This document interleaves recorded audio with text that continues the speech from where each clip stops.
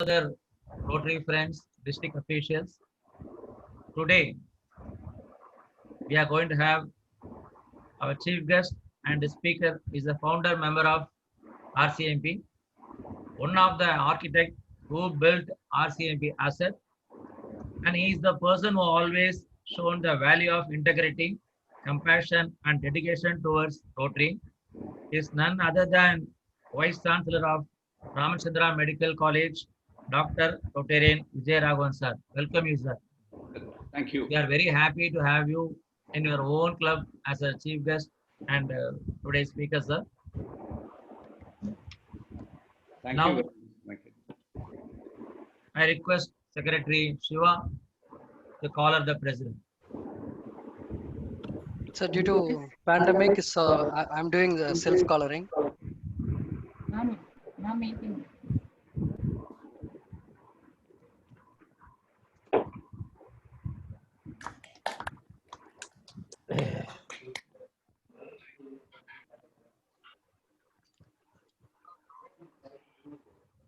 Rotary Club of Madras Porur meeting call to order.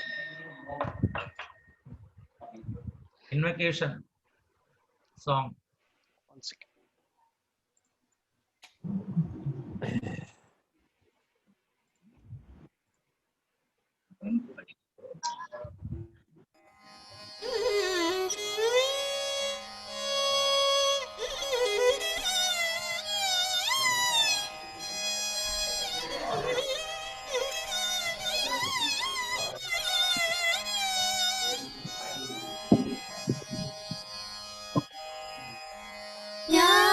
स्वरूपिणी सरस्वती नाद विनोदिनी सरस्वती ज्ञान स्वरूपिणी सरस्वती नाद विनोदिनी सरस्वती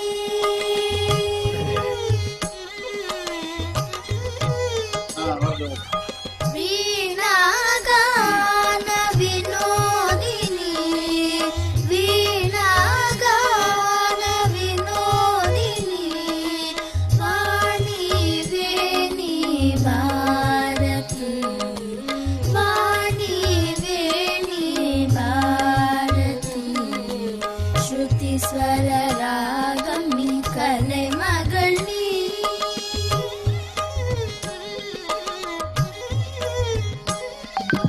श्रुति स्वर रागमी कले मगनी कृतिलय मुन्नी अन्नवाहिनी कृतिलय मुन्नी अन्नवाहिनी सासनि सददनि ममद गगमसा मग सद मग निदमसा निदमदनि सासनि सददनि ममद गगमसा मग सद मग निदमसा निदमदनि ज्ञान स्वरूपिणी सरस्वती नाद Vinodini Saraswati.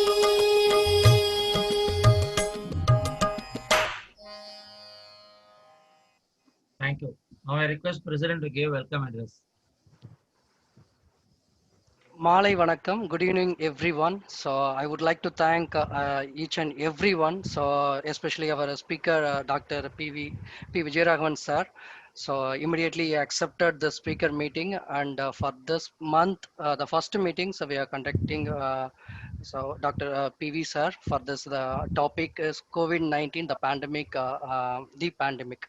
So and I welcome our district officials, everyone, my co-presidents and other secretaries and other clubs, and also my RCMP family who are really supporting me and encouraging me every time, every occasional and events, and also my aunts and aunts in my club and other friends. So I once again I thank everyone.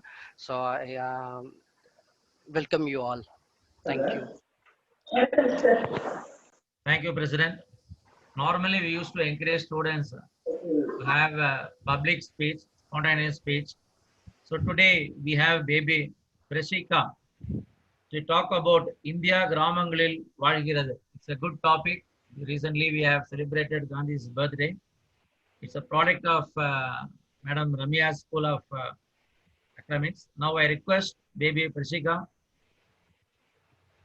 to talk. Yes, sir. Okay. அனைவருக்கும் என் பணிவான வணக்கங்கள். என் பெயர் பிரசிகா. நான் இன்று India கிராமங்களில் வாழ்கிறது என்ற தலைப்பில் உங்களோடு சில வார்த்தைகள் பகிர்ந்து கொள்ள விரும்புகிறேன். இதை வெறும் தலைப்பு என்று சொல்லிவிட முடியாது.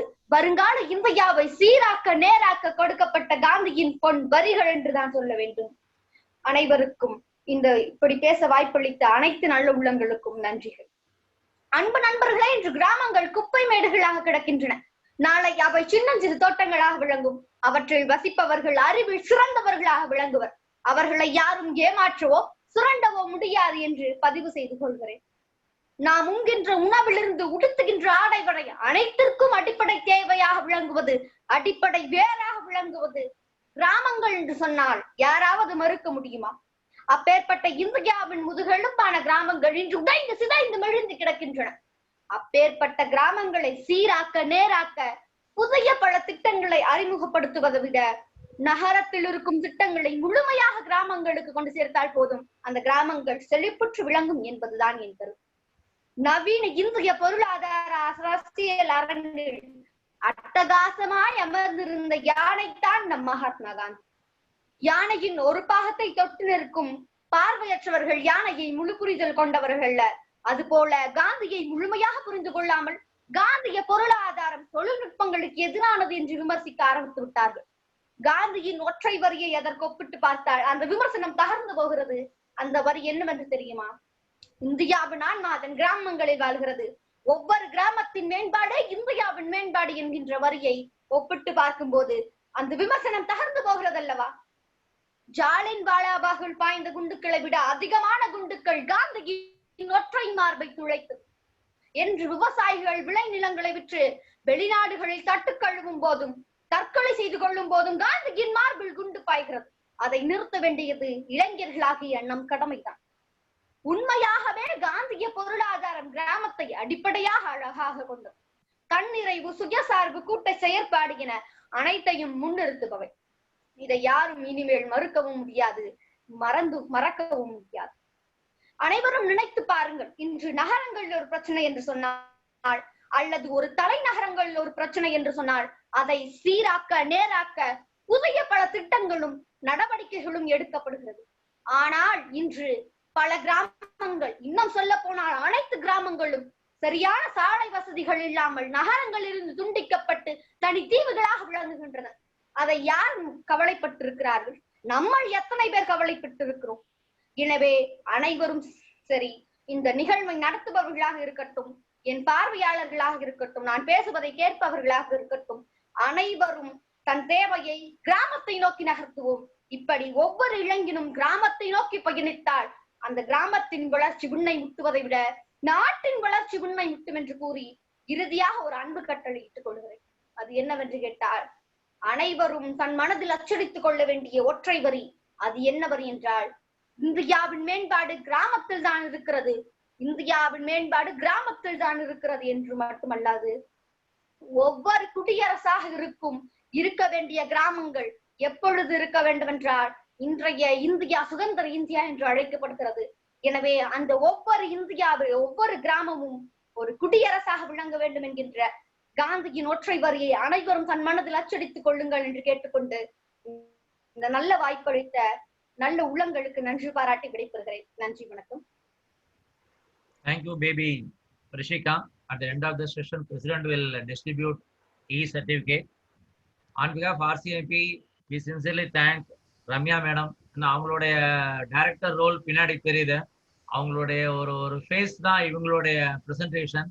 Every meeting we used to encourage unnoticed young talents. Thanks to Ramya ma'am. Now I request to introduce our chief guest, not only by our senior past president Rotarian Jayashree and also by her husband senior Rotarian Raghu sir. Today we could able to see all the stars some of the founder members of RCMP. So I request personally, not only by Jayashree Madam, Raghu sir, you please participate to tell something about your good friend, about Dr. Uttarayan Vijayaraghavan. Please, Madam. Suresh, unmute. Yeah. Good evening, everyone, and welcome you all for our club's speaker meeting. I have great pleasure in introducing our family friend for more than 2 decades, Dr. P.V. Vijayaraghavan, my guide, guru in Rotary Club of Madras Porur, a pillar of strength for all of us. He is a practicing Suresh, mute பண்ணீங்க. He is a Madam, unmute பண்ணிக்கோங்க. Madam, can you unmute yourself? Yeah. Dr. Vijayaraghavan is a practicing orthopedic surgeon in various capacities in teaching and non-teaching hospitals.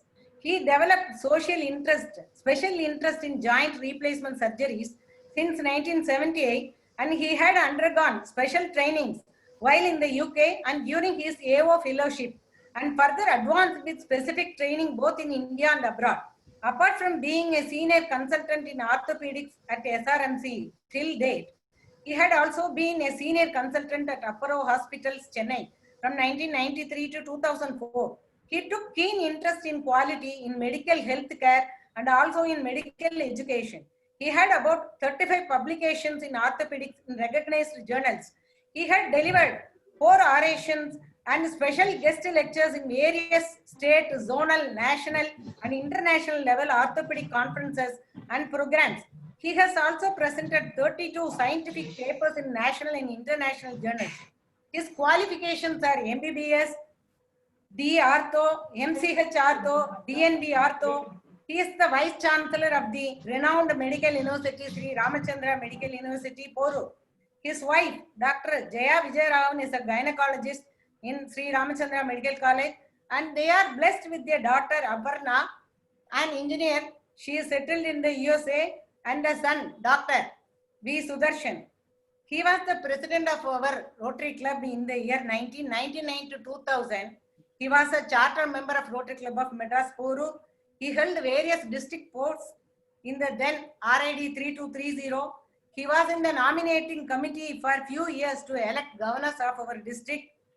Here, I am presenting a humble, fun-loving charter member of Rotary Club of Madras Porur as speaker for all of us.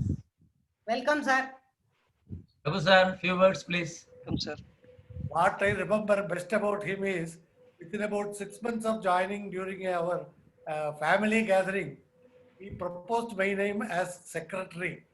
And I had to, in fact, shoulder the responsibility of secretary for 4 times. Very ominous hand. Thank you. Thank you, sir. Thanks a lot. Doctor, now it's your... A respected president of Rotary Club of Madras Porur, many of the district officials who are also attending, and my dear colleagues in the Rotary Club of Madras Porur, I am indeed very happy to be participating in this meeting as a speaker. I have done this in other areas in the past. In my active years in Rotary, I was a millionaire president 99-2000 under District Governor Rekha Shetty, and I am very happy to see many faces after a long time, particularly Dr. Narayanan, who's a renowned medical gastroenterologist who was part of our club, and he succeeded me in becoming the president of our club.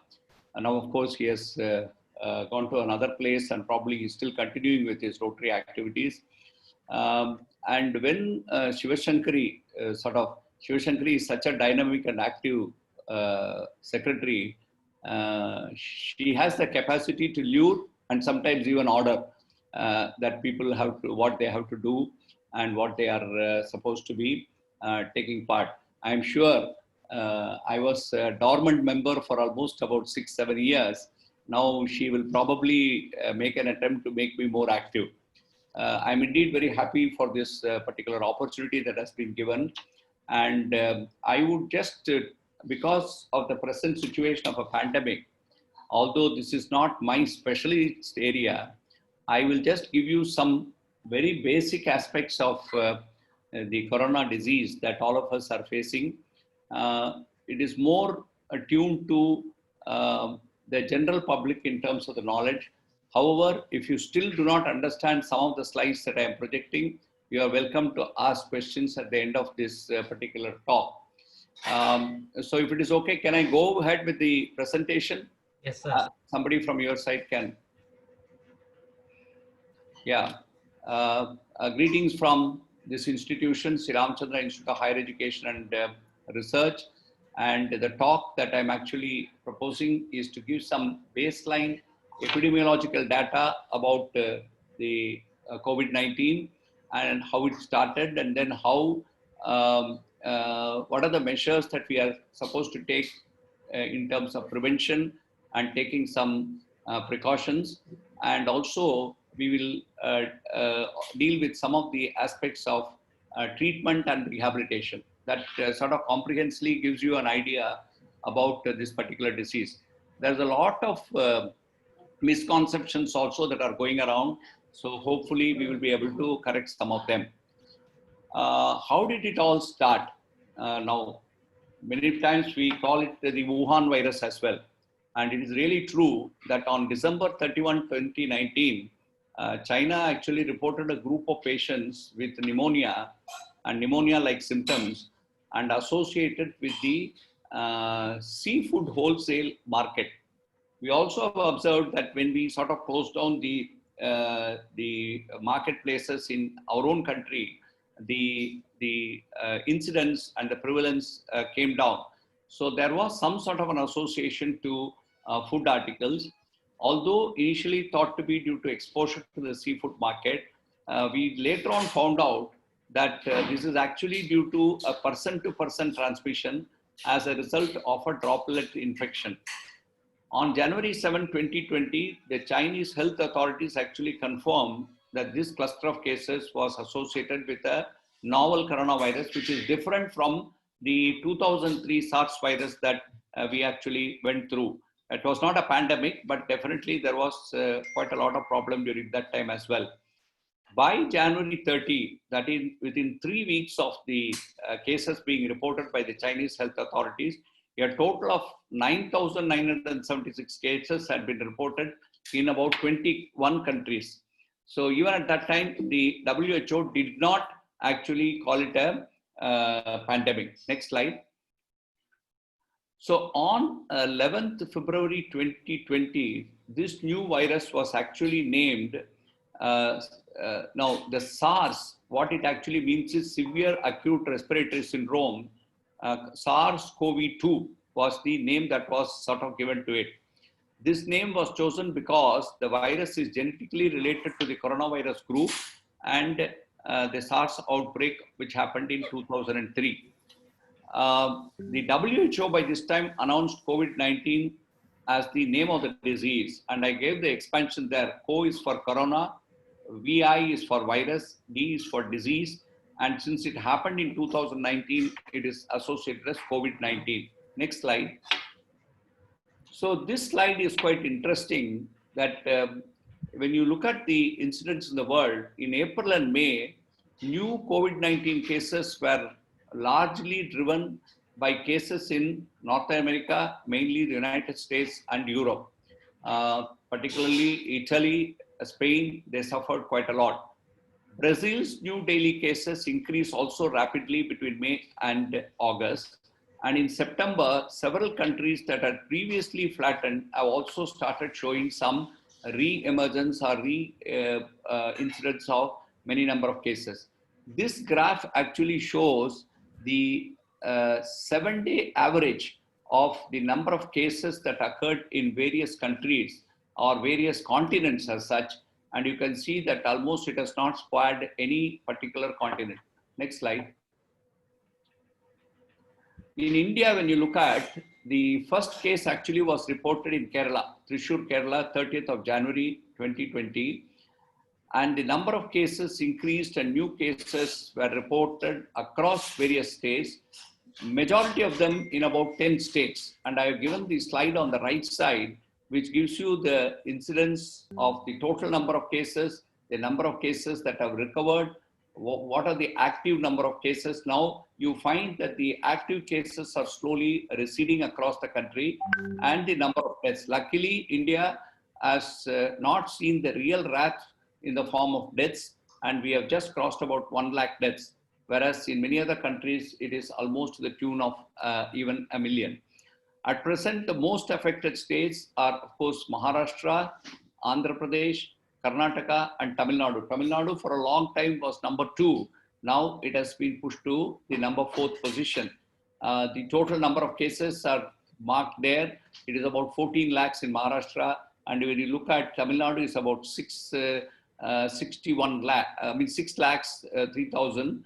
And as you come down, the cases are much less in states like Punjab, Jammu and Kashmir, etc. The number of deaths, again, you would find that Andhra Pradesh probably has less deaths than Tamil Nadu, but they have more cases. That is a good sign for that particular. This is because there are 7 different varieties of coronavirus, and certain viruses are really lethal and some others are not so very lethal. Next slide. So overall, if you see the country, today's number is almost 65 lakhs. The slide was prepared 2 days back on 2nd October to 63 lakhs 94,068, of which almost 85%, 83.7% to be exact, have recovered either to a mild form or a moderate form of disease. Still, there is a group of 9 lakh cases which are active, and the deaths has just about crossed 1 lakh. And the total fatality rate is about 1.6%. So this sort of gives the picture of the affliction of this pandemic in our country. Next slide. So this again is a slide which actually shows the number of active patients is slowly coming down. As you see, between the 18th of September to the 2nd of October, we have reduced the number of active cases by almost 60 to 70,000. And so we are much below the 10 lakh mark. And slowly, these are signs which probably indicate that we are in the receding phase. Although ICMR is still not clear, and they were not willing to give whether we have crossed the peak. So this is something which time alone will tell. Next. Yeah, how actually you get COVID-19? Now, this is a question all of us should be very clear. It can come through direct methods or through indirect methods. Now, why do we say that we have to keep doing hand washing? This is because a lot of this virus actually spreads through droplet infection, which may go and settle down on many of these innate objects like the computer mouse or the doorbell or the door latchet or any of those things which are picked up in that. These are all called fomites. And from this, the transmission can happen when you touch these objects. And if you go and touch something else without washing the hand, this can spread. So that is an indirect spread. The direct spread is invariably as a result of coughing and sneezing. The one difference is that many tuberculosis and other viruses, they go have a projectile spread, that when you cough, it goes and spreads to a distance of almost 6-8 feet. Whereas the coronavirus being a little heavy virus, it drops down within 2 feet. That's why we are asking people to maintain a distance of about 1 meter. So that is one of the reasons why scientifically we ask that social distancing to have that type of a difference. Wearing masks, of course, more than preventing yourself, it prevents other people from getting this infection. Next slide. What are the common symptoms? Now, this is something, again, I think we should be aware, and people should approach for medical advice when they do have this. They can develop anywhere between 2 to 14 days after the exposure. So if you have gone to a particular place of risk, and if you probably haven't developed symptoms in about 14 days, I think that is probably a green sign, and you can be not that much worried. Fever more than 100 degrees Fahrenheit with chills is probably the most important characteristic, and that happens in majority of patients. Sometimes you may not have fever also. There can be dry cough, which means without any expectoration, without any saliva or other things coming out. You can have body pain and headache, like any other viral infection also characterizes this particular infection. Many times you start off only having a sore throat, and it goes on to get fever on the third day, fourth day, and then it spreads. One of the problems that we have, even now we have not understood the exact etiology and what exactly happens, what exactly the virus does. Initially, we thought it directly affects the respiratory system, and that is why a lot of people have breathlessness. But now the understanding is that it is affecting more and more the endothelial blood vessels, and as a result of that, it affects several organs in the body. But breathlessness is an important symptom with which you have to be worried. And this indirectly affects the oxygenation. And that is somehow we have to keep a track of how exactly is your oxygenation happening. Diarrhea, because of the GI infection, can be another feature.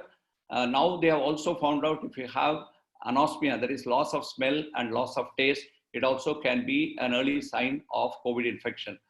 Congestion or a running nose, which usually is the feature of any upper respiratory infection, also can be a feature. Next slide. So who are the people who actually get this particular disease? That is where, there is a difference. It's not that it affects, it may affect any age group, but when it affects the higher age group, particularly beyond 60 years, it becomes more lethal.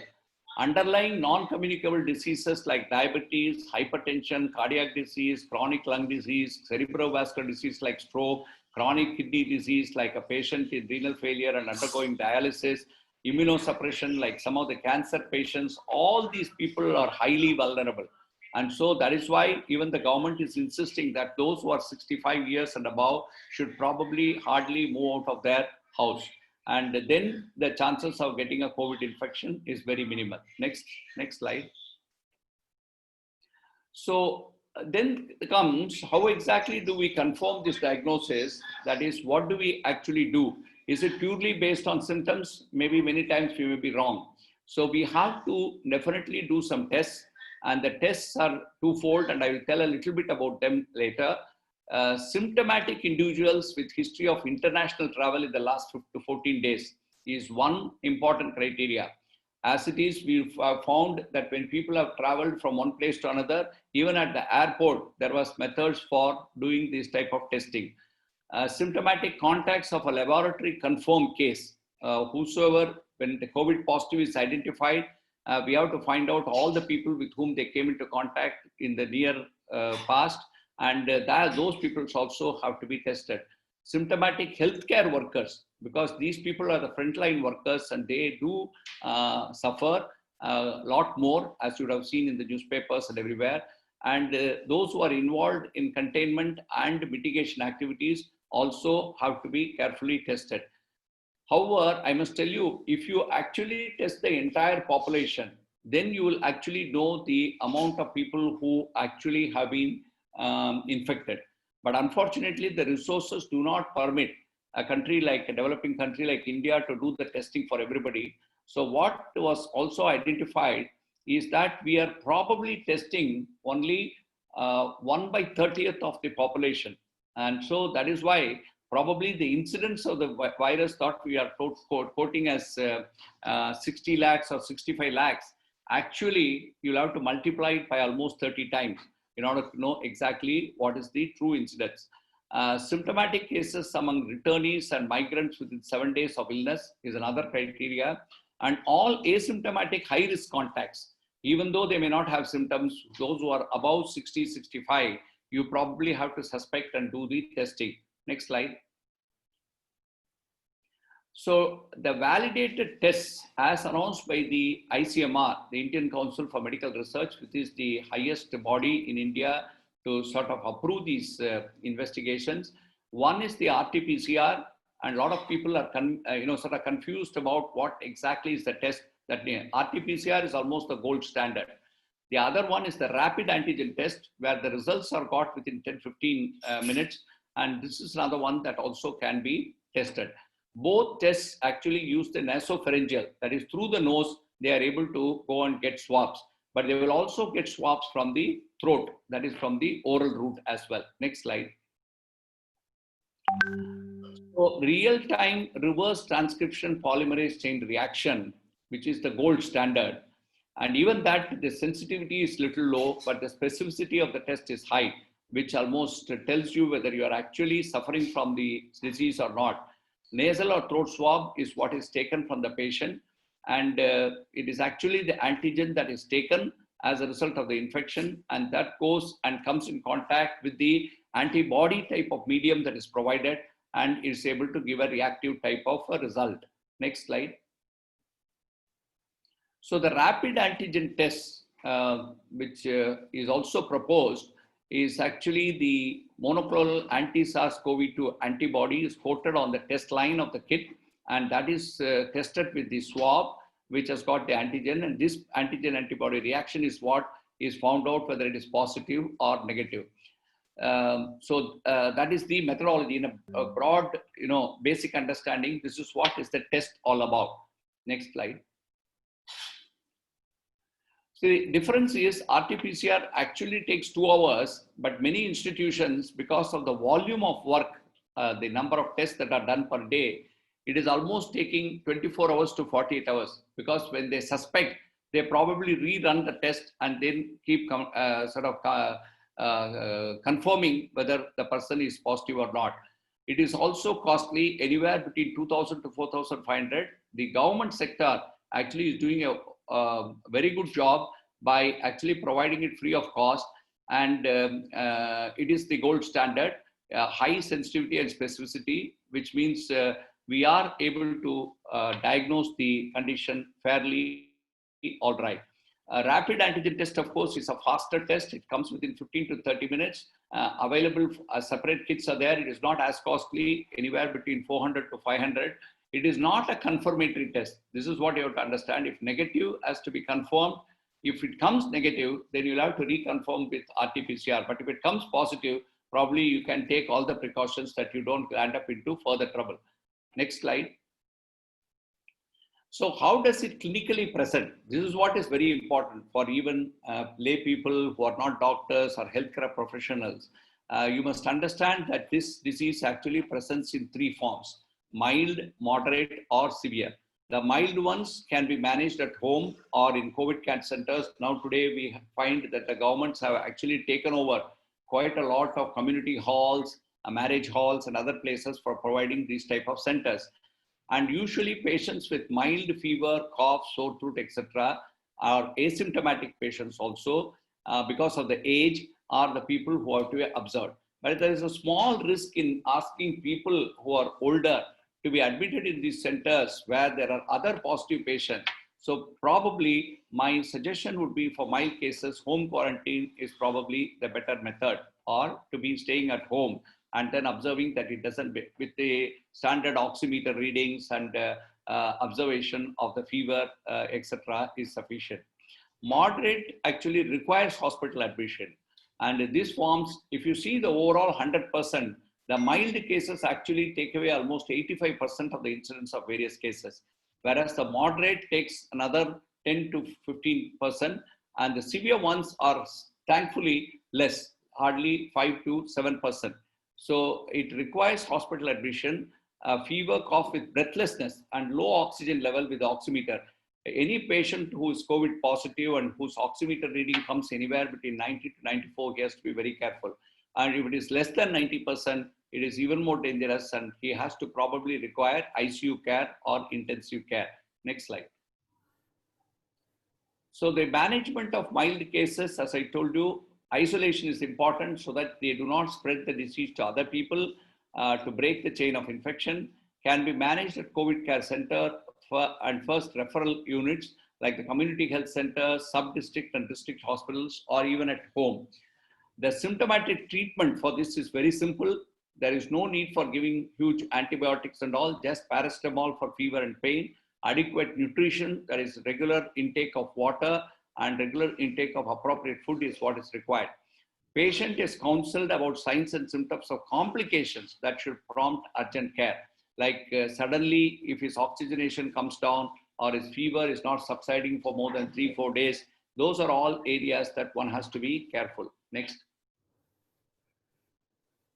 So moderate cases. Now, this is where it requires hospital admission.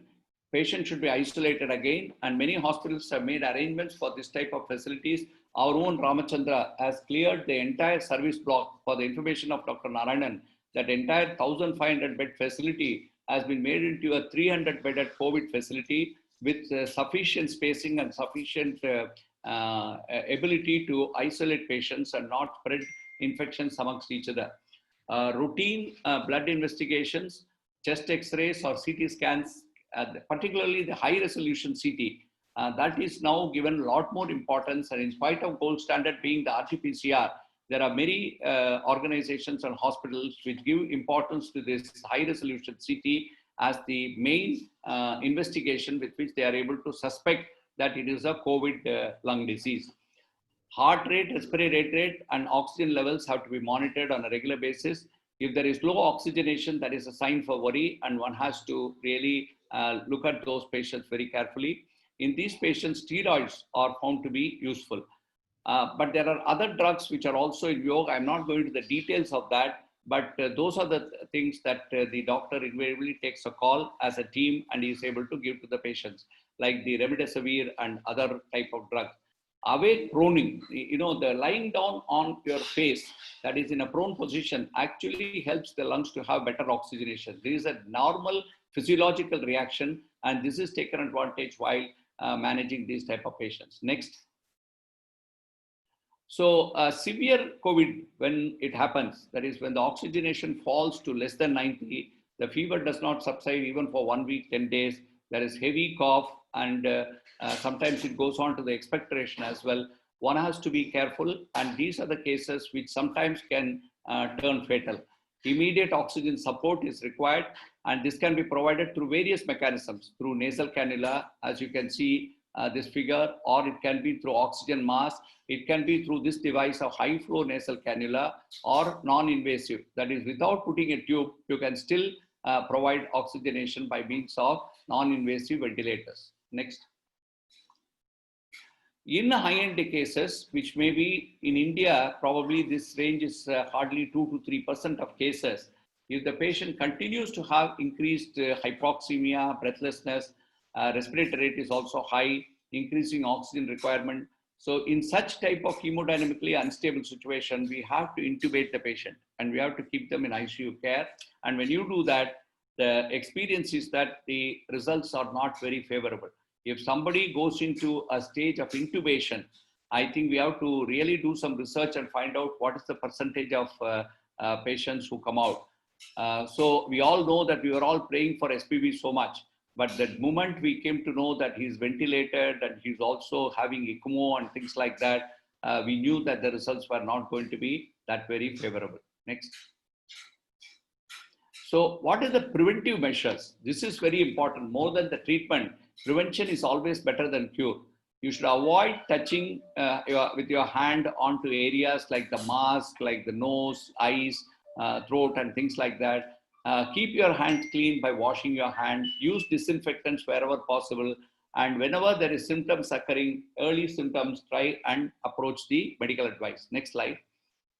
Actually, this slide tries to show simple things of doing a hand washing, when all you should do. In fact, if given a chance, even by becoming paranoid, you should be sort of washing your hands for every small thing. After coughing or sneezing, before and after eating or preparing food, before and after treating a sick patient, after touching garbage, after using the bathroom. When soap and water are not available, then you can use the hand sanitizer. As a policy, if soap and water are available, normal hand washing for 20 seconds is far superior to using hand sanitizers. And when you use the sanitizer, the alcohol content is important. At least it should have 60% alcohol in that. And before and after entering a hospital, nursing home, or health facility, you can use the hand sanitizer. Next. So this is the second concept. I tell you, 3 concepts is what we have to look at. Now, this is the hand washing technique. I've just shown it in the figure form. It is not just that you put some soap and then wash it just for 2 seconds, 3 seconds, but you will have to wash the palm, you have to wash the dorsum, that is the back, you have to wash the in between the fingers, the thumb separately, and then this whole process should approximately take about 20 seconds. And very good videos are available about this, which you can see and actually do this on a regular basis. Next. And this is the second concept that we have to maintain the social distancing, that is between two people. We should maintain a distance of about 2 meters or 6 feet.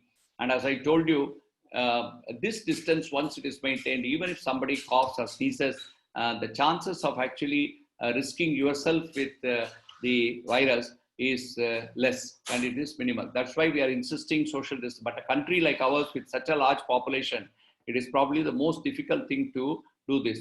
I'm very happy that Rotary is doing a lot of virtual meetings and things like that, which completely avoids and provides the best pabulum for social distancing. Next.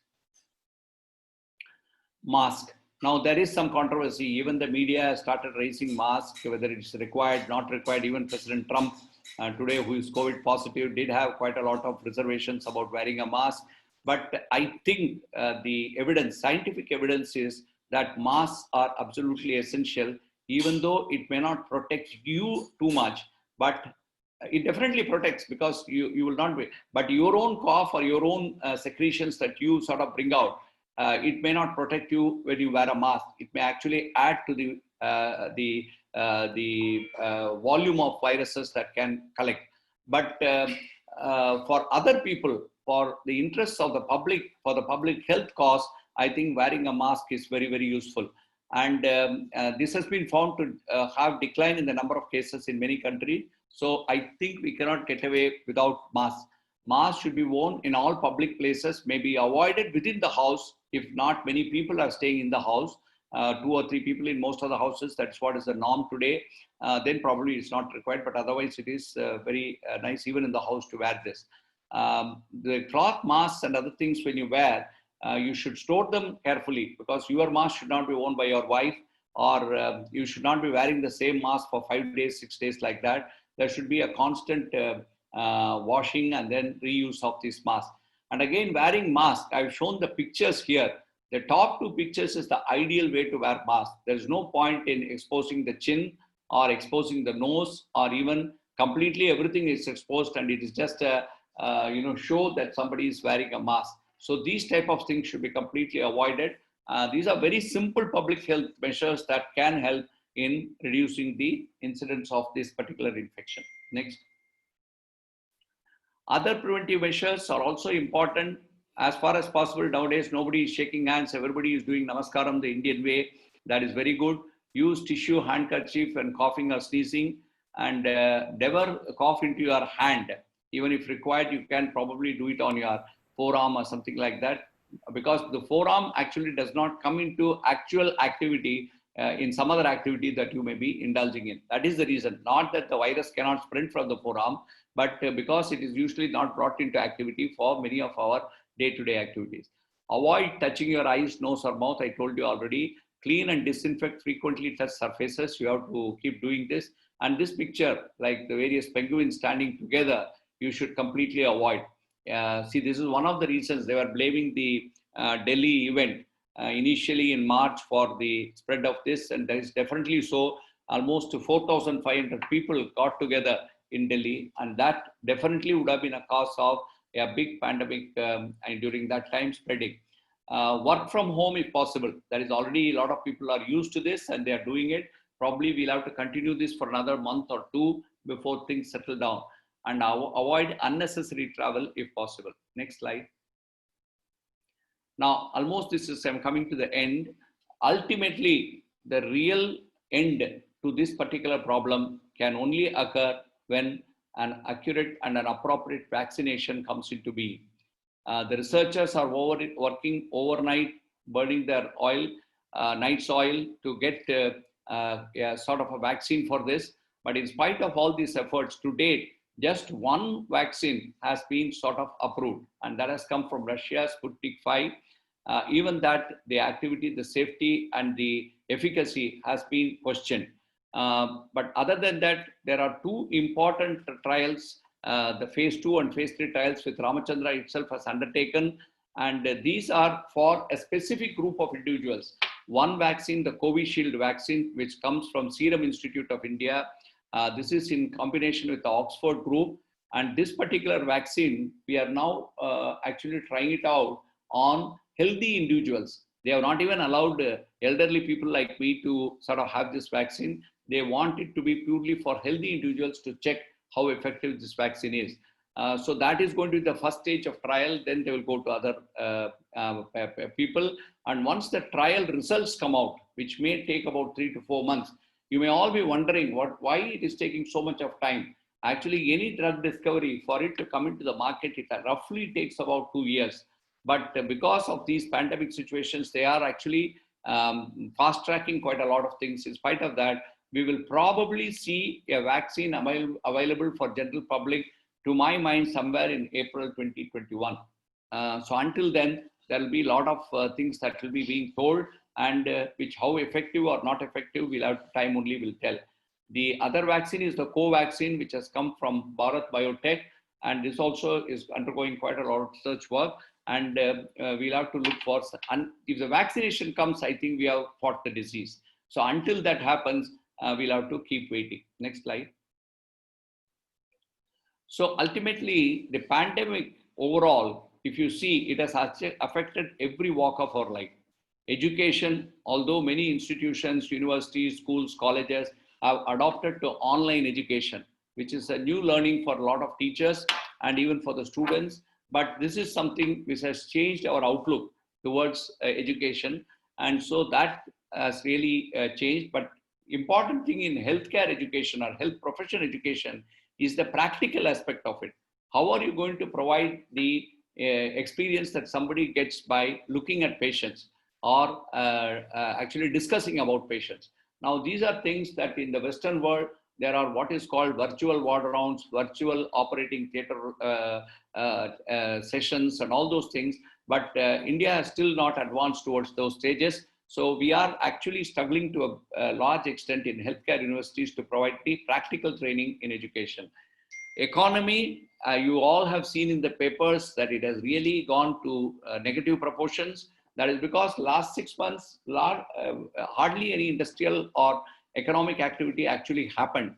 So obviously we are supposed to be finding it difficult to come back onto our rails. And this may take, to my mind, another 6 months or so. Entertainment, we all know, all of us are watching only on our own mobile phone or on the computers at home. A lot of entertainment outdoor activities are completely stopped. So that has also got affected. Healthcare. Now here I wanted to just spend a minute to tell you that always healthcare, I used to believe, particularly for my generation, even Dr. Narayanan would agree, we believed in actually getting in contact with patients, interacting with them, and actually examining them and then coming to a conclusion. But the present trend is probably helping with the COVID coming in a big way, because teleconsultation and telehealth has become the order of the day. A lot of consultations are happening through telemedicine, and this actually helps in terms of providing. Of course, research has also got affected in a big way, and many of these labs are not open, so to a great extent. And as a Vice Chancellor, I must tell you, I have had the most difficult time in the last 6 months trying to take decisions almost on hourly or 2 hourly basis, keep looking at changes and counter changes, and that also has affected to a great extent. But to a large extent, e-governance and sort of e-health has come to the rescue of most of these problems. I think the last slide is coming up. Next slide. So we are now in the phase of bounce back.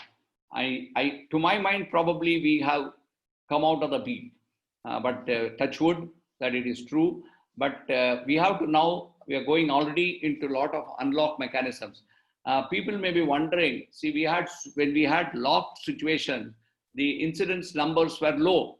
Obviously, it will be low. If you just don't come out of the house, the chances of getting COVID is very, very minimal. But then how long can somebody be tied down within the house? So that is the reason that the numbers are going up. But the good news or the silver lining is that the number of cases versus the number of active cases, the gap is really increasing. And because of this, I think we will probably come out of this pandemic. Like many other pandemics, we have come out, like plague, like the Spanish flu, all these things. So we should be able to come out. Containment and isolation principles have been introduced in most of the states fairly well. And COVID-19 in your own flat or in your own block, immediately the health authorities come and sort of block that particular house, and thereby they're able to prevent the spread. The next is physical rehabilitation. This takes the toll on your physical energy in a big way. Once COVID you have suffered, you don't get back to normalcy very fast. So it probably will take 4 to 6 months. And so we need to provide quite a lot of respiratory as well as muscular exercises to both the body as well as the lungs through spirometry and other things, and that helps. Mental rehab, this is another thing. First of all, there is a group of people who are worried when they will get COVID. There is a group of people who have suffered COVID and they are worried whether there will be some untoward event. And similarly, there are people who have the problem of constantly be in a state of fear.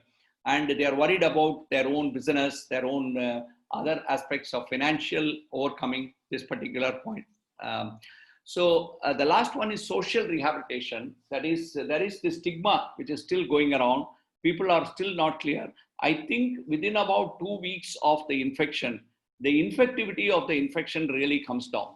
So you don't have to worry. Actually, once you suffer from COVID, you really don't have to, be that worried. You already have good antibodies, which will probably last you for 3 months or 4 months. And secondly, you may not be actually infecting a lot more people after the infectivity stage goes, and it goes probably anywhere between 2 to 3 weeks. So that is something which we have to understand and not, put them to more stress by not allowing them to come anywhere near you and things like that. I think I will stop here, and I will be very happy to take questions. It was a very good opportunity for everyone to interact on this. Any questions? Thank you, sir. Doctor. I think you have given the enough information right from the starting of this disease, COVID, statistics, present treatment, and how it will be in the future. Thanks for all the information, first-hand information you have given. And I take this opportunity to welcome our DG Muthupalli sir. Welcome, sir. Yeah, good evening. Good evening. Welcome, sir. I'm so happy you could spare some time. Good So evening. welcome, sir. Welcome, DG. Thank you. Thank you, President. On behalf of viewers, we have some basic questions and questions. And Yes. able to spare some 5 to 10 minutes. Yes, sir. For this question, sir, please. Yeah, First definitely. one is, I just ask on behalf of viewers, beyond this, if anybody has got any extra questions, you can come over after this. First one is, doctor, whether this one is an airborne disease or not. WHO sometimes initially said there is no airborne. Now they agree it's airborne. What is the actual truth, doctor? Yeah, it is both. Now we have an understanding. That is why we are asking you to avoid the aerosol, like air conditioner, and all these things we are now telling it is not advisable to have. But basically, originally it was only a droplet infection. Now it is definitely has a tendency to be carried by the air and the atmosphere as well. Thank you. Second one is, since the patient is losing smell and taste, whether it is connected to neuro or it will affect heart at the later stage. See, mild form of disease unlikely to affect any of these things. See, that's why I said originally it was thought to be purely a lung disease, but now we know that it is a vascular problem. So because of that, vasculature is there in every organ and every tissue. So definitely when you look at those type of things, when it is a serious case, the severe cases, there could be chances of affection of neurology as well as other systems in the body. Thank you, doctor. Third one is, after taking the full treatment, whether second time repetition is possible for the patient again to have this? Yeah, this is a very good question. Even doctors are struggling. Actually, by definition, the virus exists in a person for about 3 months. So by chance, if somebody is re-getting within 3 months, it actually should not be called as a reinfection. It is the old infection that probably was not completely off, and when his immunity or something came down, it again represented. That understanding, even amongst doctors, there is a confusion, because many places when they have treated, when they come back in 6 weeks time or something, we tend to think that they are actually a reinfection or coming again. So that is I don't think we have got a definite answer there, but I think if anybody gets within 3 months, I will not take it as reinfection. Last one out. Actually, people started taking these natural ingredients like turmeric, ginger. Whether this will increase the immunity and this will safeguard the real. To tell you honestly, there is no scientific backing, but to tell you honestly, I myself take this Kabasura Kudineer every day. So if you ask me, probably there is some value. We cannot rule out the value of Ayurvedic medicines completely. Doctor, there is a question from Prem Kumar sir. Yeah. Doctor, I have a very basic fundamental doubt. இப்போ நம்ம எல்லாரும் testing போங்கன்னு சொல்றீங்க ஒரு சைடுல you are asking us to maintain distance. Okay. So let's assume my personal, I'm going for a testing, COVID centric testing forum. The person who's testing is wearing all the protection, mask, gloves, எல்லாம் போட்டு testing பண்ணிட்டு இருக்காரு. எனக்கு முன்னால இருக்க test வந்து let's assume he is COVID positive and he is getting tested. Okay. So when he is getting tested, he is going to breathe the virus onto the person who's going to test, and the gloves and everything, and the person who's protected fully with the PPE is now coated with the virus. Okay. Adutha na poporen. Correct. Okay. Now I'm going to remove my mask. I'm going to remove my mask. Okay. Now, will I not breathe the virus into me and get infected? Excellent question, sir. That is why in some of the foreign countries, they are doing it at home. Unfortunately, our system does not have so many volunteers who are capable of doing these things. And also they have to be protected. Even the healthcare workers have to be protected. One thing I can tell you, the centers, I wish you come and see some of the facilities that were provided at Ramachandra. We have made big circles for people to stand. Actually, when they come, they are most of the time they're given appointments, but appointment system in India is more of a farce, and people don't listen to the timings that are provided. We should not be calling too many people at the same time and overcrowding these places. We should have, ideally speaking, even the person who is taking should be changing his PPEs almost for every case and things like that. And gloves, sir. At least gloves, sir. At least gloves are the change pannu illaya. Correct. I agree with you completely. But see, these are because of the huge population that we have. See, there is one supernatural force. Ultimately, I am telling you, when you go for all these things, if you still come out negative, it is a great thing. It's a great thing. It is not entirely because of the precautions that we have advised, but there is some. That is where we are not able to understand why. See, the same way, why is it that some viruses, some strain of the virus, almost when it comes, it takes you to a fatal end. But many people, even at the age of 70, 75, they escape and they come out without any difficulty. Yes, sir. But still, that's the reason why I'm a bit paranoid going to any testing center, because we don't know the situation. No, between government and private centers, sir, private centers are slightly better off because they definitely take care of this interest. And actually, they should not crowd. In any place, they should not crowd. I think there are places where they have got the cubicles done where they actually make the people to sit in the cubicle, and when their turn comes, they just come in. But that's a huge problem. You hit the nail on its head. That definitely. That's why sometimes I feel that to test the entire population may not be a great idea unless we are going to have mobile vans and things like that, which goes to every house or every place and then goes and does it in the place of wherever the person exists. I have another question also, sir, regarding vaccine. Okay. Vaccine, you said, should be expected anytime, maybe in the next several months, maybe next year sometime. Okay. Now, there is a big rumor about this virus getting muted. Okay. There's a lot of talk, I mean, in the WhatsApp university, you know, that the virus gets muted and it changes its thing. Okay. Now, what I'm asking you is, so this virus, the vaccine that you're now developing is for a particular strain, Correct. right? Correct. Okay. Now, what happens if it gets muted? So, I'm still going to get infected even after the virus, right? Yeah. The thing is that's why in spite of repeating, I'm telling you there are about 7 strains, of which right now the knowledge that we have, almost 5 strains are likely to be very mild for anybody. It's not likely to be causing much of a problem. Now, when this mutation happens, that is why we say even when vaccination comes, it is not an end of story at all. There could be some, but it may not come in this pandemic. I think at the end of the day, we have to definitely think that China could have been much more careful, and they could have informed the world much earlier, probably in September or so.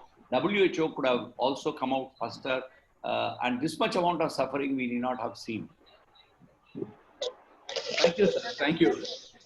Doctor, the person who's taking the test, now between one person and the other, if he uses the sanitizer, like this gentleman is asking about, help?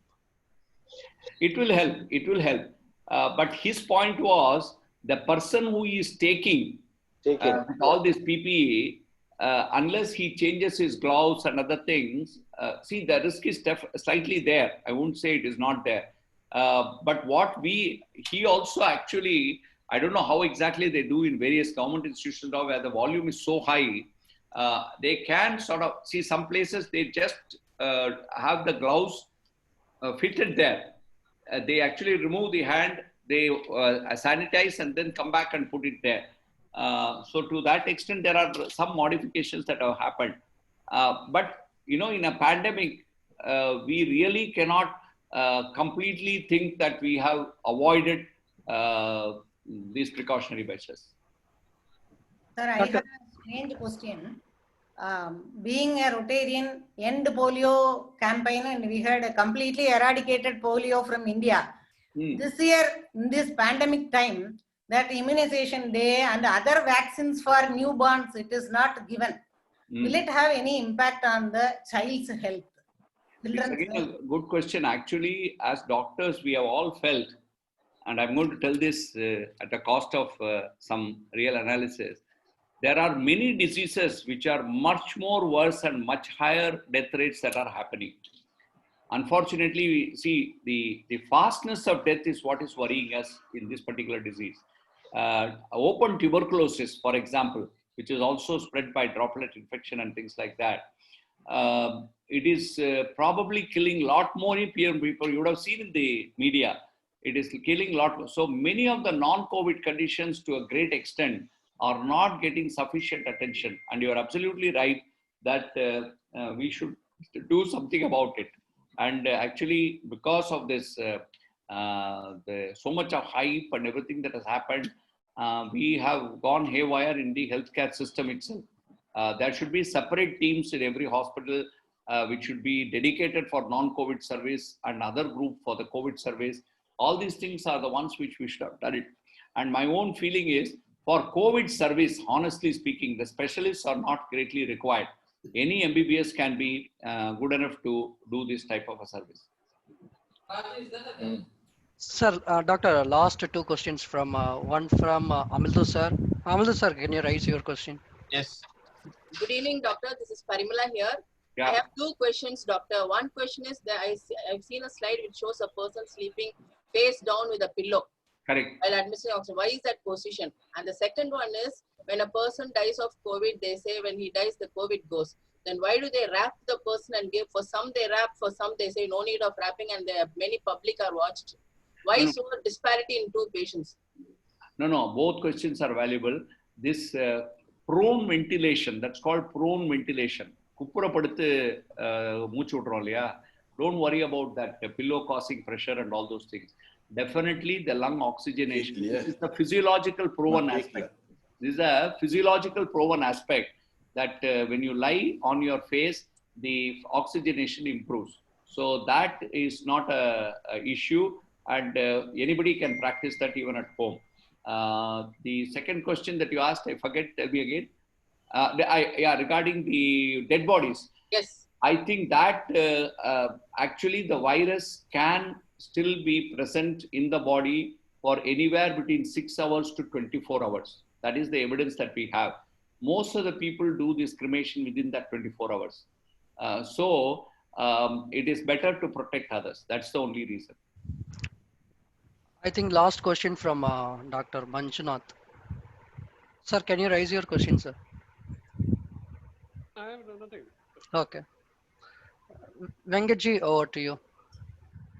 Thank you, doctor, for your live interaction and giving so many practical suggestions and information about this COVID.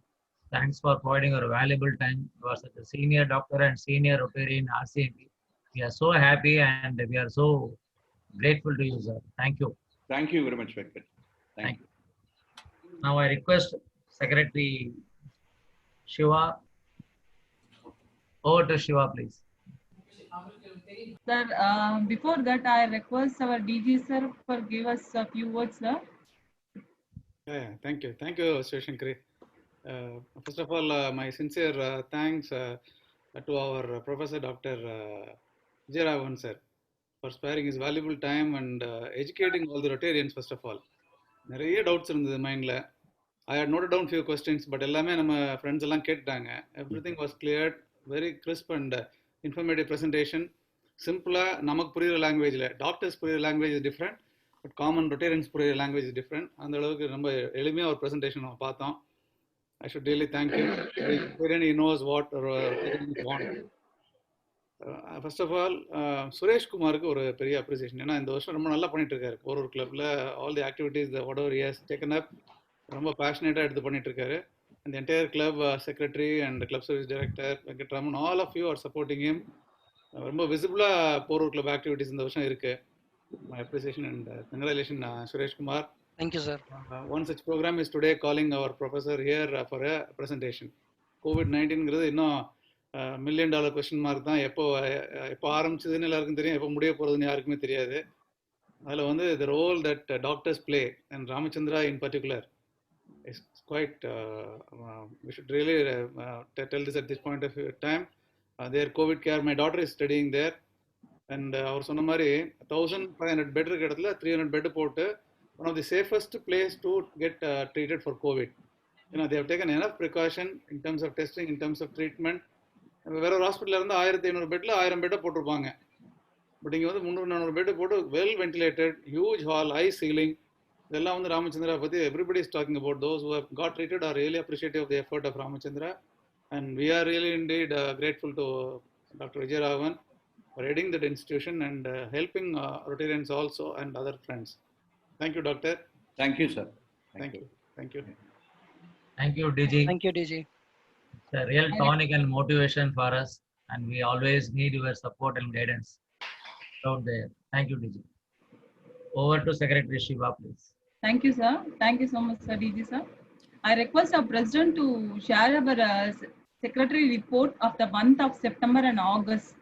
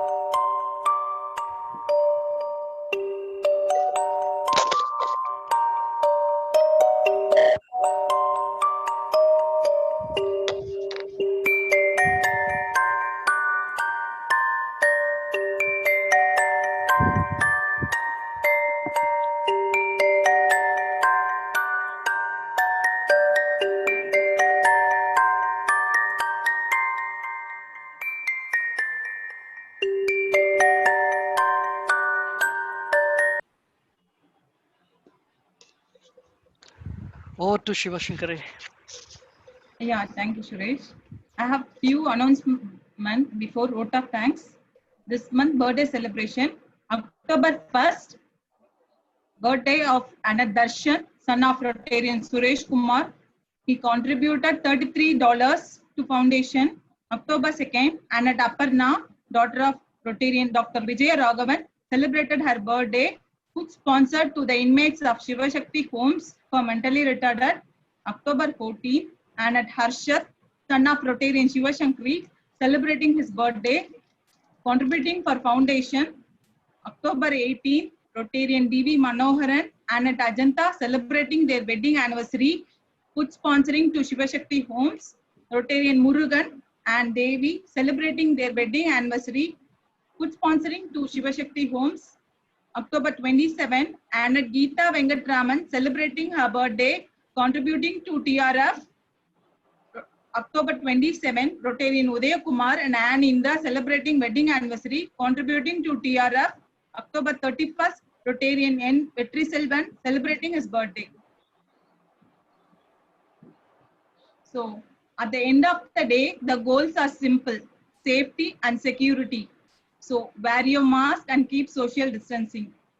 Though we all know Rotarian Dr. Vijay Raghavan is one of the founding member of RCMP as well as Vice Chancellor of Sri Ramachandra Medical Center. He has been monitoring our club continuously. We have been fortunate to have him in our club. We are grateful to him for delivering the speaker meeting on topic of current situation. Thank you, sir. I thank our district governor, Rotarian Muthu Palniyappan, for joining us in his busy schedule. I thank our district secretary, Rotarian Ramesh, for joining us as soon as I invited him. I extend my thanks to district official Rotarian Muthusamy Chinnasamy, district official Rotarian Devendran, and I extend my thanks to Assistant Governor Rotarian Amildu, Assistant Governor Rotarian Sudhagar, and Rotarian Dr. Manjunath Rao, Dr. Narayanan, E. Sundaresan, Mr. P.K.S. Menon, Rotarian P.P. Shankara Menon, and also I thank our President Rotarian Khan Kannimara, President Rotarian Ganigandan Prakash, President Rotarian Chandrasekhar Chennai Port City, and my co-secretaries Rotarian Prem Kumar Thiruvanmiyur, Secretary Rotarian Rajesh Kannimara, Rotarian Palani Chennai Galaxy, Rotarian Krishna Kumar Port City. I also thank our young speaker and also thank Ramya, Rotarian Ramya. I thank Rotarian Jayashree for her introduction speech of our speaker, and I also thank all other participants and RCMP family members. Thank you all. Thank you, Shiva. I think today you'll be more happy since you have got a direct appreciation from our senior Rotarian, Dr. Vijay Raghavan. Thank you, sir. Thanks for Thank you so much, sir. And we want to specifically appreciate that girl who spoke on the village. Very nice. This is a very good program. Every meeting, if you are able to get the talent out like this, it's a very good. There is a slide actually. There is a slide for recognition. So the girl.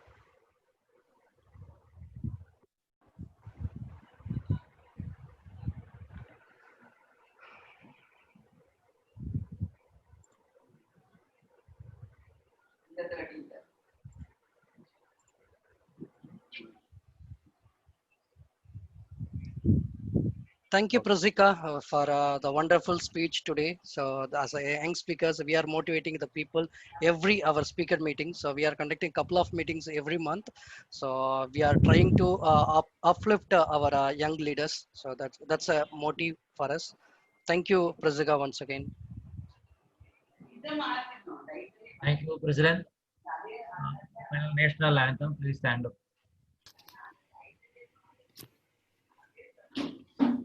Thank you all.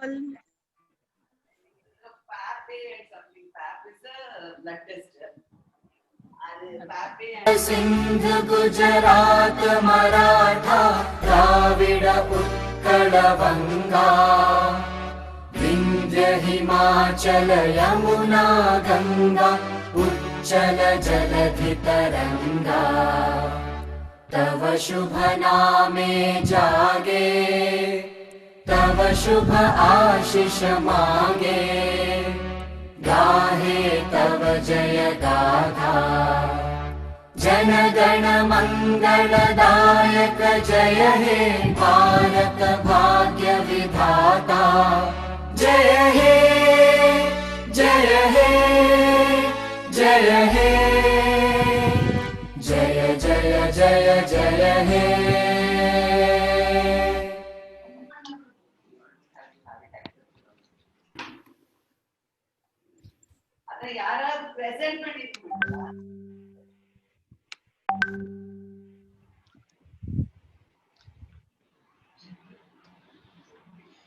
Thank you, Doctor Sir. Thank you, Sir Venkat Sir. Thank you. Suresh, thank you. Thank you, Chandra Sir. Thanks for joining. Thanks, Thank you, everyone. Thank you, TG Sir. Thank you, ma. Thank you. Thank you all.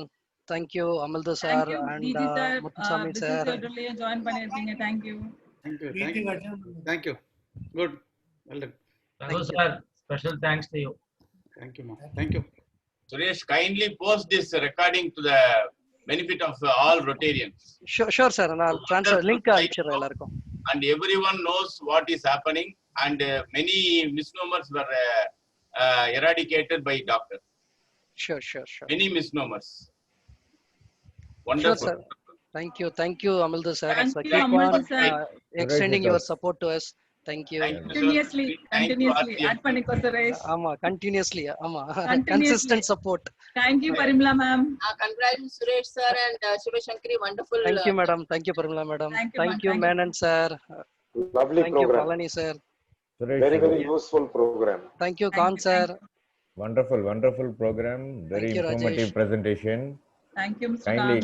Kindly share the link to everybody. Sure. I will share the link to our fun group. Yeah, it will be very useful.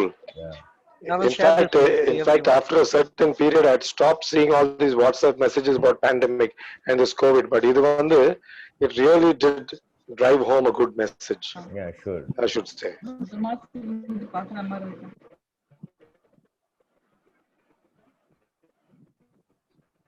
More or less 10 or 15 doctors have spoken about COVID in this pandemic time.